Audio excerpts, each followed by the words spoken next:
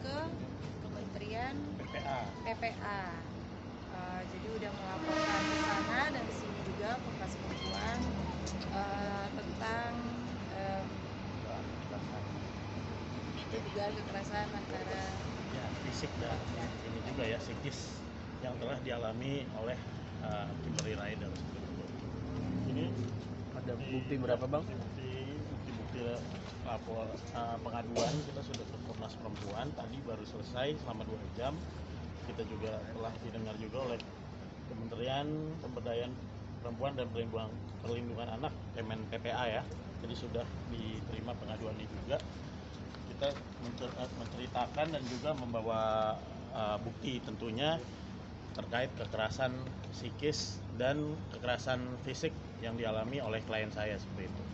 Berapa bukti-buktinya ini dibawa? Ya bukti-buktinya kita juga ada bukti video, bukti juga dugaan KDRT, ada foto. Kurang lebih ada berapa? Ya kita juga bisa ini ya. Ini kapan Kak? Ya. Ini Kak, udah lama atau kapan? Ditampar ya, ini ditampar dan juga 2021. Ya, ada lebam juga. Ini yang 2024. Ya, 2024. Itu kenapa Kak? Ya. Rebutan HP. Ya tentunya kita juga telah memberikan bukti-bukti ya kepada ya petugas dari Kementerian PPA juga dan juga tadi langsung diterima oleh komisioner Komnas Perempuan ya yang aware juga dan nantinya dari Kementerian PPA akan inilah memberikan konsultasi juga ya dan ahli ini juga ya untuk psikis karena ada kekerasan psikis selain fisik seperti itu. Boleh tahu itu dari kapan dia mengalami kekerasan? Mulai awalnya tuh sejak tahun berapa Kak Kim? Dari awal nikah sih sebenarnya. Dari awal nikah, belum setahun nikah sih. Ya. Berarti dari awal nikah udah main tangan habitsnya dia seperti itu sampai sekarang? Awalnya itu lebih ke merusak barang. Jadi banting-banting barang, rusak HP, laptop, kamera segala macam. Tapi masih ingat itu konfliknya karena apa mungkin? Karena apa ya? Yang dia benar-benar langsung emosi gitu. Ada karena jealousy, ada karena memang moodnya dia tidak stabil. Hal-hal kecil yang akhirnya snowballing sampai dibuat besar sama dia gitu loh. Terus kadang-kadang kita kita bereaksi terhadap reaksinya dia atau apa ya, kita bereaksi terhadap dia melakukan sesuatu, malah kita kena omelan gitu loh, kita yang salah. Emang sifatnya temperamen atau gimana sih mungkin? Ya, bisa dinilai sendiri. Kak Kim itu dilakukan KDRT-nya itu dalam keadaan sadar atau emang di bawah pengaruh alkohol itu ya melakukan itu? Alkohol sih enggak, dia tidak minum alkohol, cuman dia itu dari dulu dari dulu itu dia minum antidepresan dia. Jadi ada beberapa obat yang dia minum untuk meredakan depresi lah ya sejak ibunya meninggal. Cuman kan ibunya meninggal itu kan 2010. Sekarang udah 2024. Jadi udah terlalu lama pemakaiannya. Berarti itu efek sampingnya seperti itu atau Ya, gimana? jadi psikolog atau gimana gitu? Moodnya jadinya bisa naik turun. Tapi yang membuat kaki bertahan ya ketika ada kembali ke RT. Kenapa? Apa yang membuat kamu waktu itu masih bertahan? Yang membuat aku masih bertahan ya gimana ya, baru menikah berapa tahun atau berapa bulan doang, malu juga kan ya. Terus udah gitu dia selalu ingetin, oh ya pasti 5 tahun pertama itu paling susah dalam pernikahan. Terus mikirin habis itu punya anak, mikirin anak-anak, terus mikirin kita punya rumah bersama juga, kan jadinya ribet semua, banyak faktor lah ya.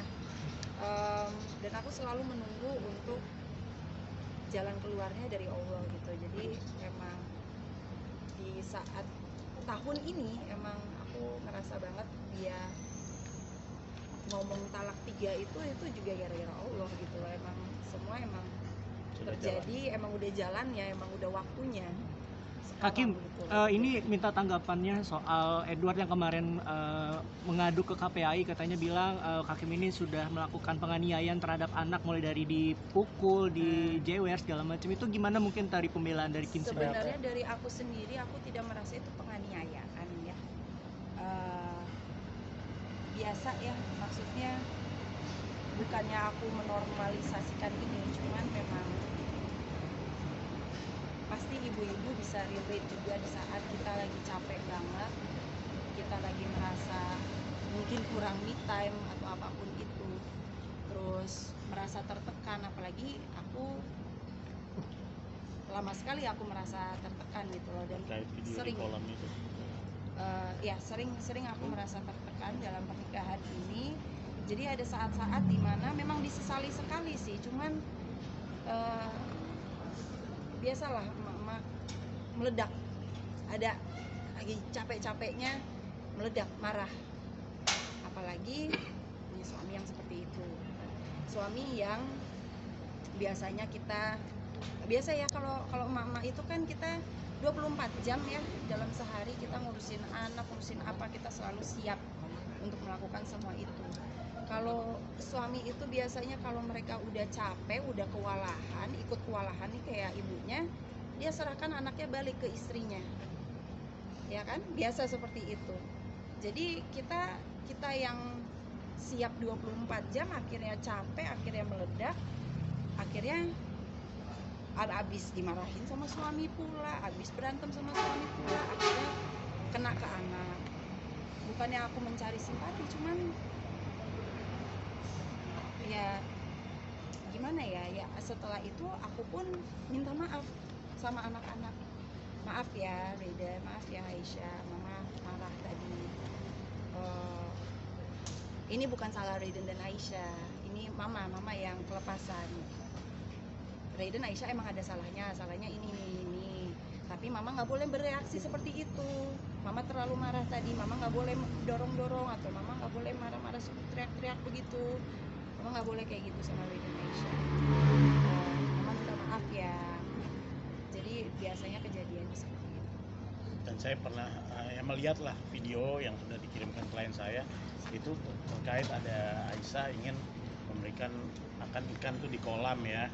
Ya sepengetahuan Kim, lihat dari jauh kok kayak mau minum air kolam gitu loh. Jadi Kim langsung bereaksi gitu loh, untuk mengamankan anak. Itu Dan ngapain? Kita udah lihat kok videonya, dan itu bukan penganiayaan. Aku ingat banget hari itu tuh aku pokoknya minggu-minggu itu aku lagi capek banget, habis berantem dia sama bapaknya apa segala macam. Jadi ya begitu ya, meledak gitu loh, jatuhnya ke anak. Memang sangat disesali sebenarnya, cuman akhirnya ya harus minta maaf.